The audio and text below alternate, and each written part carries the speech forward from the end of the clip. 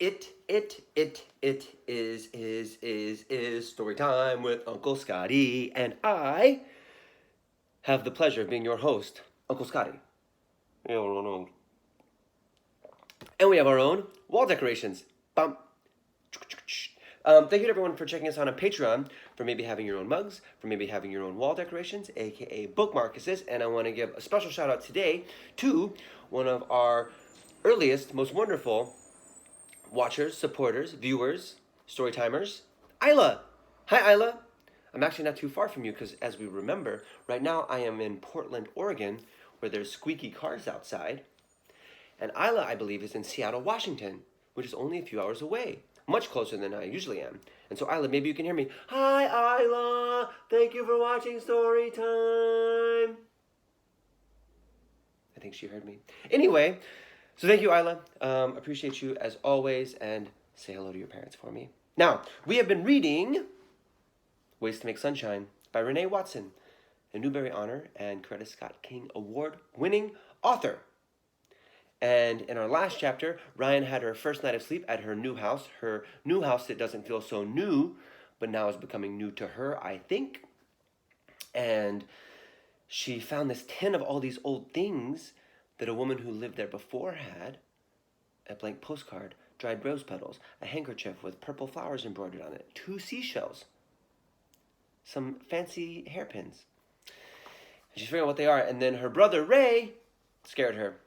But then Mom straightened it out. But Mom really didn't blame Ray.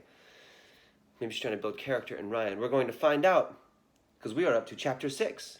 Chapter 6, Finders, Keepers. We've been living in the house for 2 weeks now, and today I am at... Let me try that one more time. We've been living in the house for 2 weeks now, and today I am having Amanda over for the first time.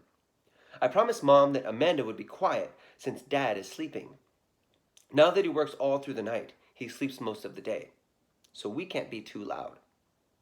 Amanda and I used to be neighbors at our old house, but she moved last month to Lake Oswego, a place that Dad says is too far and too white. Now, I do know about Lake Oswego. It's not too far from here. Well, I'm in Portland. It's kind of far from where I am right now, but it's not too far from where I am in terms of the world. Amanda goes to a different school now, so we don't see each other every day anymore. She's coming over, but just for a little bit while her mom runs a few errands in Northeast Portland. Oh my gosh, okay, so we are actually in Northeast Portland. And so if I was little and I didn't have a car, Lake Oswego would be too far away. So maybe the house that I am in is not too far away from where Ryan and the Harts live. We're going to find out more. Hopefully there's some street names. I'll be excited. Because remember, this book is partially inspired or sort of a parallel story to Beverly Cleary's books, which also take place in Northeast Portland, which is where I am now. And I remember Beverly Cleary's characters, Ramona and Beezus and Henry Huggins and Ribsy, lived on Klickitat Street. Klickitat, not too far from here, less than a mile away. So I'm excited to see where the Harts live. Anyway, back to the story. Amanda and Kiki are my best friends. Sometimes we pretend we are cousins. Because we are best friends, and because we are all in the 4th grade, we are always compared to each other. We have a lot of things in common, like our love for sour apple licorice, caramel corn, and glitter nail polish. Me too, all 3. But we have our differences too. Amanda has an older sister and a younger one too. Kiki is the only child, and of course, there's me and Ray. My parents are black, and so are Kiki's. Amanda has a white mom and a black dad. Kiki has lived in the same house since she came home from the hospital. Amanda and I just moved, but Amanda's new house is actually new. No one has lived in it but her and her family. And it's bigger, much bigger than my new, old house. So I want to make my new bedroom cozy. Cozy! That's the word Mom uses to describe our new, old house every time I start complaining about it being small. It's not small, it's cozy, Mom keeps saying. Sometimes it sounds like she's trying to make herself believe her own words. That's like, sometimes, I don't know if you know, there's this website called Airbnb, and that's when you can go to a new place and rent a house And maybe somebody lives there sometimes, but they let other people stay there sometimes. And usually if it's really small, they'll say, a cozy little house, or it has a cozy bedroom, which basically means it's small, but nice. When Amanda gets here, I hug her real tight. I miss seeing her every day. We sit on the porch for a while, talking about her new school, her new friends. It's not the same without you, she tells me. And Vernon is not the same without you. Vernon is Ryan's school. I say, me and Kiki miss you. I ask Amanda what she wants to do. You got any new recipes to try out? She asks. Amanda is my official taste tester. She doesn't mind trying new things. And even if she doesn't like it, she doesn't make me feel bad like Ray does. He over-exaggerates every time he doesn't like something, spitting it out and running to get water to make the taste disappear from his tongue. His tongue does not like spicy or too sweet or tangy or tart.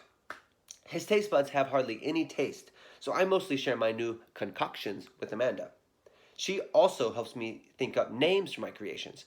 Remember, Ray likes things that are really bland, so his favorite ice cream is vanilla, whereas Ryan's favorite ice cream is Tillamook Marionberry Pie, which is an ice cream with chunks of pie in it. Whew, delicious. Mom, can we bake some of my new recipes so Amanda can try them out?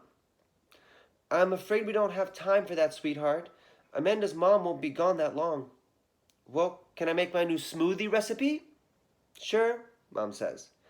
We pack the blender full of frozen blackberries, lime juice, plain Greek yogurt, and honey. Are you sure this is going to be good? Amanda asks. I promise, I tell her. Amanda looks like she's not so sure, but once I pour the smoothie into her cup, she tastes her first sip, and I know she believes me. She asks for more before she's even finished. Okay, she says. What are we going to call this? A blackberry lime smoothie, I say. Come on, Ryan, that's too simple, Amanda says. She takes a big gulp and says, what about blackberry extravaganza? But we can't leave out the limes. Okay, blackberry lime extravaganza. I don't really like that one, so I just keep sipping my drink. Or Ryan's berry lime smoothie. I shrug. Okay, I'll keep thinking, she says. She turns the cup upside down and taps the bottom so she can have every last drop. She has her own cup. I have my own mug. You have your own mug. We have our own mugs. After we finish cleaning up the kitchen, I show Amanda my new room. Now that everything is put away, it looks nice and special and all mine. I don't even have to show Amanda the tin canister from the woman who might have died in this house. It's on the dresser, and she notices it right away. What's in there? She asks. I show her everything. It's kind of creepy, right? But also cool. Amanda touches everything gently, like sacred keepsakes. She picks up the hairpins, takes one, and sweeps a handful of her curly hair back, pushing it tightly in place. She puts the hairpin in her hair. Does it feel weird? I ask. Weird? No.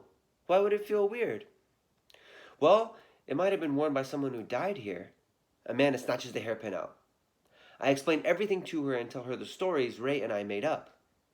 Amanda puts the hairpins back in the canister and pushes the lid on. I don't want to play with something that belongs to a dead person. But we're not even sure. It could be that the woman just forgot it. Maybe she moved away to a beautiful island because she got tired of all of Portland's rain. It was raining today. Maybe she's still living and sending postcards that actually have letters on the back to her family and friends. Amanda doesn't look like she believes me. She looks scared. She backs up from my dresser and says, I think you should throw the whole canister away. I'm not throwing this away. It's mine now. I found it. I'm keeping it. Girls, Mom calls out. Amanda's mom is here. I walk to the porch and wave to Mrs. Keaton. Amanda Keaton. As soon as I close the front door, I start missing my friend. Ray is at baseball practice, so there's no one to keep me company.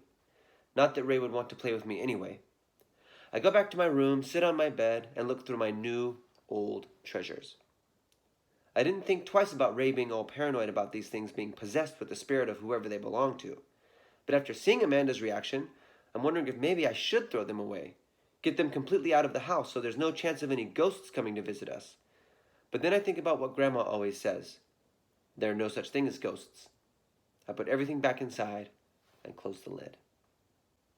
And that is the end of that chapter, and we will find out what happens next to Ryan Hart next time on Storytime with Uncle Scotty. I have been your host, Uncle Scotty. We have our own mugs and our own wall decoration. Thank you for watching, subscribing, liking these videos, and everything else. I appreciate you so much, and I will see you next time. Bye!